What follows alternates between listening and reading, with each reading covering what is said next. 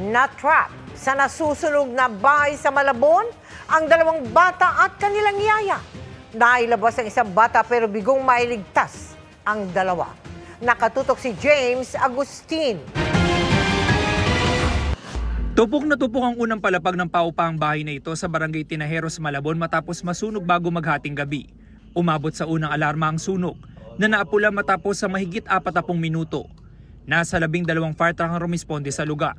Kwento ng residenteng si Ferdinand nung unay may naamoy siyang parang nasusunog na plastic at goma. Nang silipin niya, malaki na ang apoy sa katabing bahay.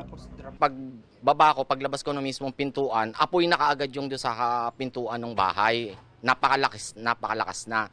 So, ang instinct ko, bumalik ako agad ng bahay kasi yung nanay at tatay ko may edad na eh. So, sila muna yung inano ko. Pilit kong inilalabas. As kinalampag, nung medyo nagising na po sila, kinalampag ko na tong bahay ng tito ko, bintana, para manggising ng mga tao. Pinagtulungan ng mga residente na apulahin ang apoy. Nakaubos ako ng isang fire extinguisher, tsaka yung may mga drum kami dito, buti naman puno. Napagtulong-tulungan namin.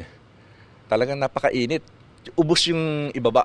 Sa kasagsagan ng sunog, natrap sa ikalawang palapag ang yaya at dalawang batang babae. OFW ang tatay ng mga bata, habang ang nanay ay nasa trabaho na mangyari ang sunog. Ang 6 na taong gulang na bata, idinaan sa terrace.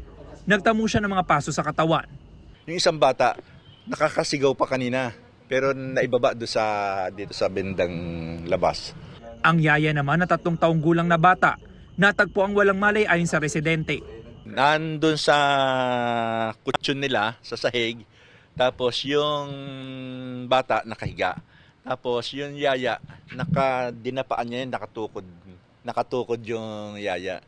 Pero wala, hindi na sila gumagalaw eh. Binuhat ko na yung bata, binaba ko na. Nakatalokbong ako ng makapal na blanket, pero mainit pa rin.